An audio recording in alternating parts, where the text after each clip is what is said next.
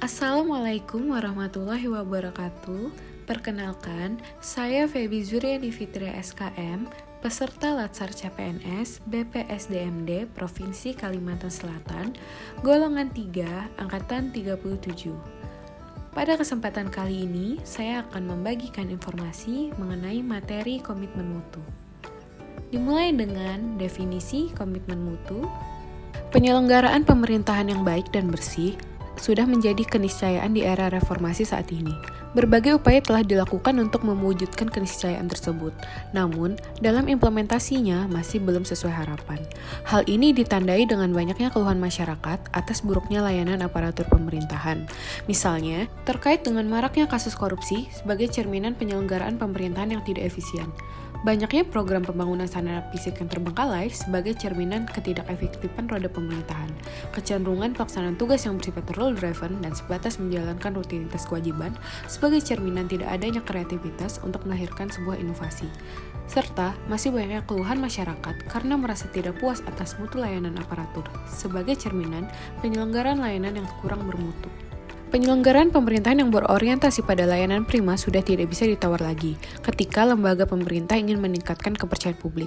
Apabila setiap lembaga pemerintahan dapat memberikan layanan prima kepada masyarakat, maka akan menimbulkan kepuasan bagi pihak-pihak yang dilayani.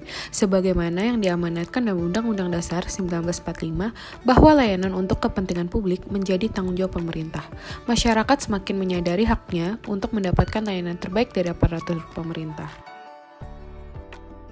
Merujuk pada Undang-Undang Nomor 5 Tahun 2014 tentang ASN, telah dijabarkan ada 3 fungsi ASN, di antara lain sebagai pelaksana kebijakan publik, pelayan publik, sebagai perekat dan pemersatu bangsa.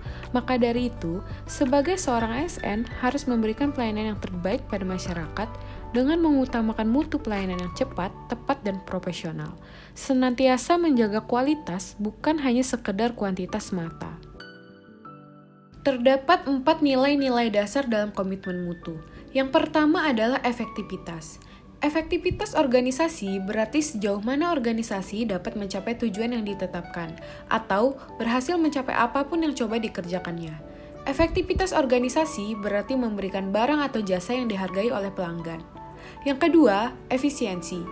Efisiensi organisasi adalah jumlah sumber daya yang digunakan untuk mencapai tujuan organisasional.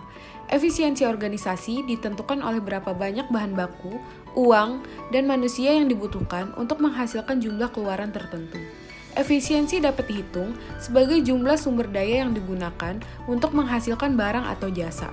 Yang ketiga, inovasi. Inovasi barang dan jasa adalah cara utama di mana suatu organisasi beradaptasi terhadap perubahan-perubahan di pasar, teknologi, dan persaingan.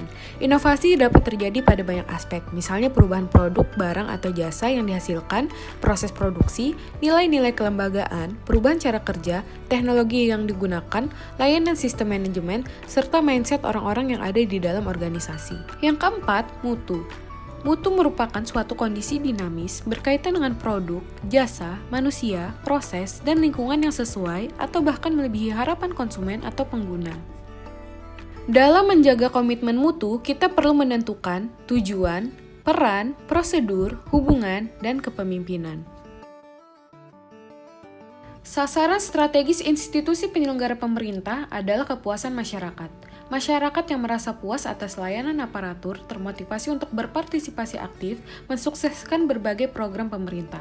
Partisipasi aktif masyarakat akan membuka peluang terciptanya langkah kreatif dalam menghadapi perubahan yang mungkin terjadi di tengah ketatnya persaingan yang semakin ketat, dengan melahirkan karya-karya inovatif untuk menyongsong kemajuan masa depan yang lebih baik.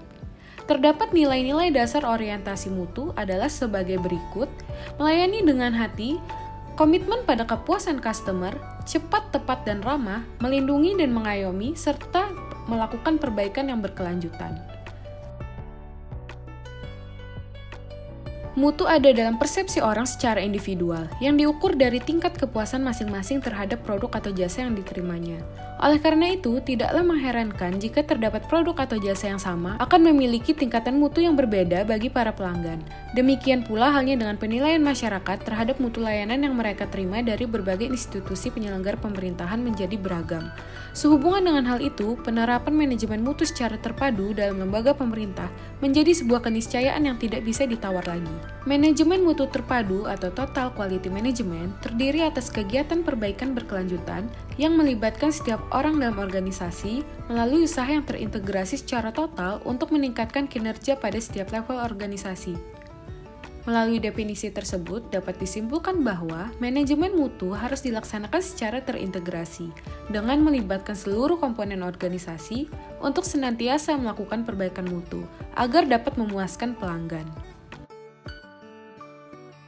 Dikaitkan dengan 3 fungsi ASN, yaitu sebagai pelaksana kebijakan publik, pelayan publik, perekat dan pemersatu bangsa, maka dalam implementasi fungsi tersebut, ASN harus menunjukkan perilaku yang berkomitmen terhadap mutu, bukan sekedar menggugurkan kewajiban formal atau menjalankan rutinitas pelayanan. Dengan demikian, ASN harus mampu menjadi pelayan publik yang handal dan profesional, menjadi pendengar yang baik atas berbagai keluhan dan pengaduan masyarakat, sekaligus mampu menindaklanjutinya dengan memberikan solusi yang tepat melalui langkah-langkah perbaikan secara nyata, bukan sekadar janji-janji muluk untuk menenangkan gejolak masyarakat. Sekian yang dapat saya sampaikan, semoga informasi ini dapat bermanfaat. Terima kasih.